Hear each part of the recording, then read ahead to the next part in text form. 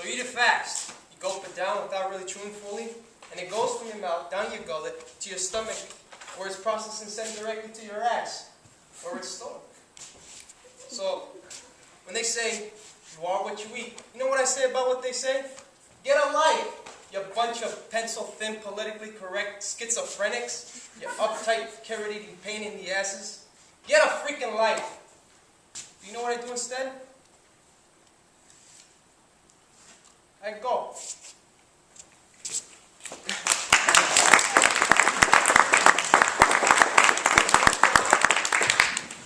He was borderline dissipation, but not really. I mean, it could have, what you did worked.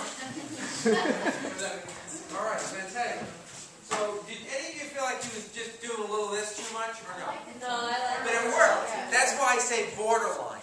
So I like what you did, and he comes out and he has an attitude. He puts a frame around the picture.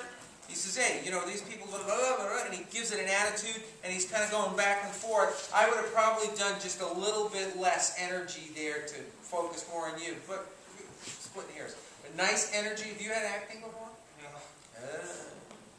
No. Then I find out that they've like taken classes in Hollywood. Nice job. Very good. Good attitude. Good feel.